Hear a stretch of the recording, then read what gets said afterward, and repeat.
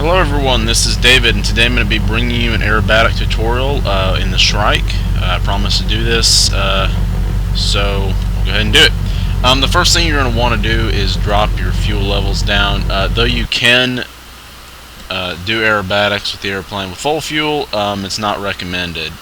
So we'll go ahead and drop it down to about 30% of the fuel. 50 gallons is way more than enough, but it will help us perform some of the vertical maneuvers with the less amount of weight in the airplane. Alright, so let's go ahead and go. The first maneuver we'll do is a roll on takeoff. For this maneuver, you're going to want about 100 knots of airspeed. Then you're going to pull the airplane off the ground, suck the gear up as soon as you get off the ground, and pull the nose up to about a 15 to 20 degree incline, and pull and neutral your elevator. Then go ahead and do a full roll. About halfway through, when you're into the inverted, you're going to want to push full forward on the stick, like that, or push forward on the stick, and then the last bit, bring some rudder in. Alright, so that's a pretty simple maneuver to do. And the more airspeed you have, the easier it is. An easy way to turn around is to pull the nose up like this, start feeding in some rudder into the direction you want to turn, and then pull back on the throttle of the engine that you want to the wing to drop, so the low side wing. So for this case, it would be the right engine. Bring that throttle back in.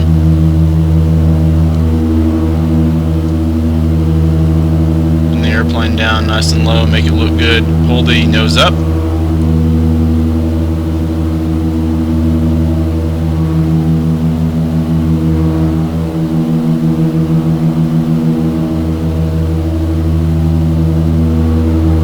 Nice 13-point roll there. I was going for a 12, but ended up with 13.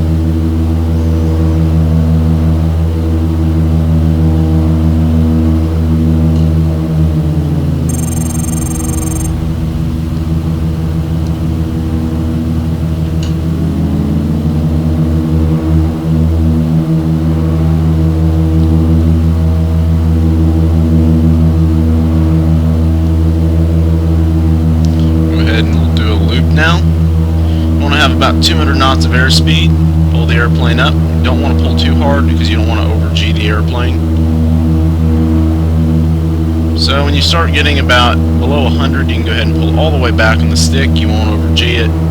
Start bringing in some right rudder to deal with the yaw. And as soon as you come over the top, pull your power back to idle and slowly pull out of the loop like that. You don't want to get above about 3.5 Gs.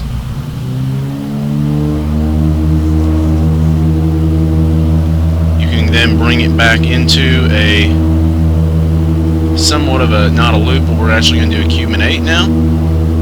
So the top side, bring that top side rudder in. Now you're going to leave the power forward, half roll it,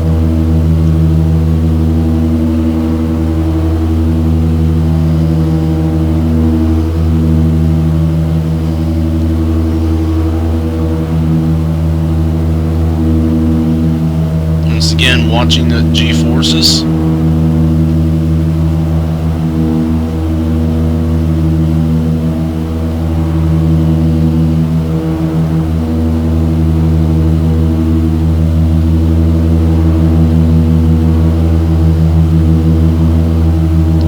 Alright, what we're going to do now is go ahead and shut down one of the engines, and we'll do some single engine aerobatics.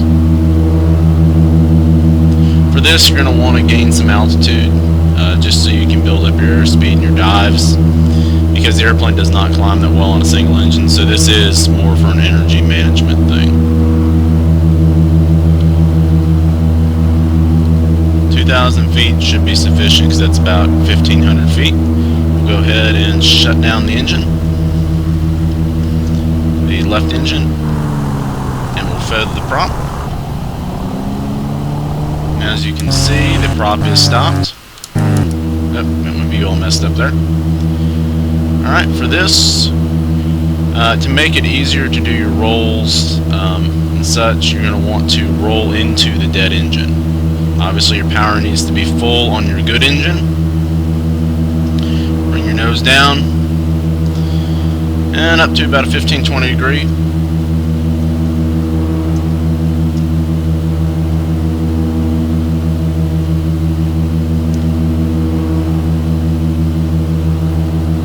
See if we can get a Cuban 8 out of this with a single engine. With this, you're going to want to pull a little bit harder, going above 3 Gs. And when you get to the top, you're going to pull back your good engine so you don't have that huge amount of adverse yaw. Then as soon as you get over the top, bring in your good engine.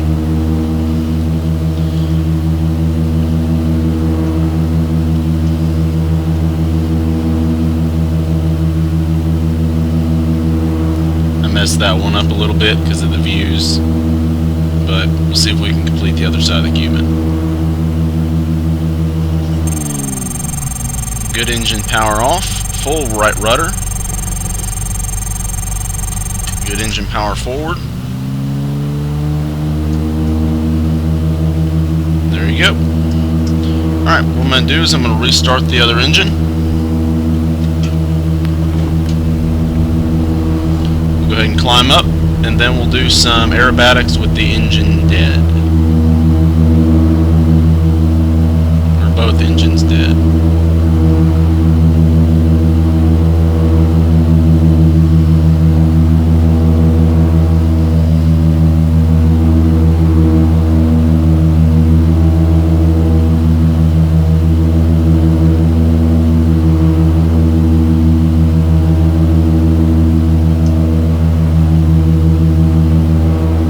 You're going to want to gain some of your airspeed back up before you start into the dive. So level off at about 2,000 roughly, or 1,500 feet above the field. And obviously you don't want to do this at a high elevation airport because your performance will be absolutely horrible. So this is definitely one of those low altitude things. Alright, we'll go ahead and shut both engines down. As you can see, both props are feathered. Alright, go ahead and drop the nose.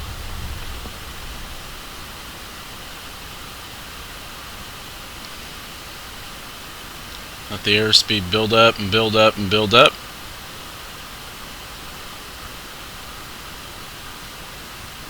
And we'll pull up into a loop.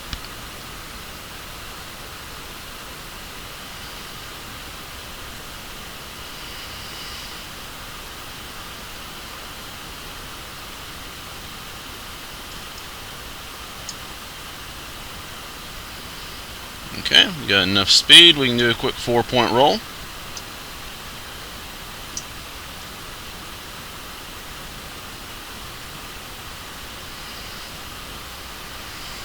And then give it a second to restart the engines.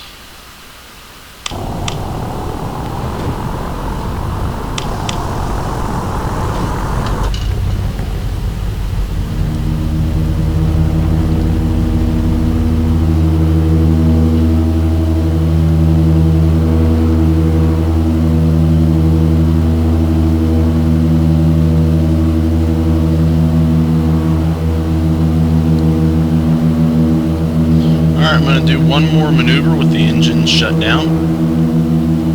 I'm going to do a Cuban 8. So for this, I'm going to climb up to a little bit higher of an altitude so I can, my base will be about 500 for the bottom of my loop, or for the bottom of the first Cuban when I pull out. That way I have enough altitude to gain a little bit of inertia to go back up into the second part of the Cuban 8. So for this, I'm going to get to about 2,500 feet, then let my airspeed build up to about 130 knots before shutting the engines down.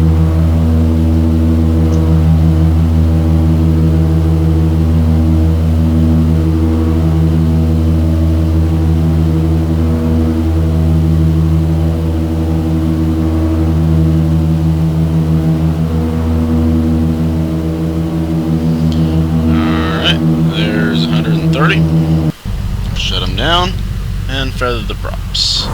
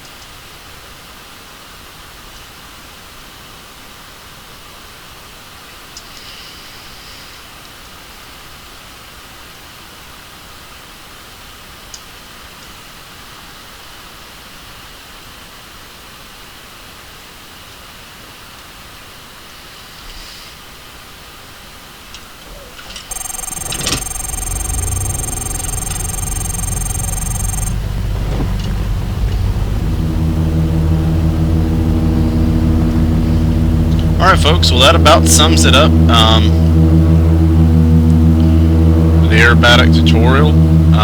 Mainly the biggest thing is when you're doing it single engine is to obviously keep that rudder in there to control the adverse yaw. And with single engine is really energy and altitude management.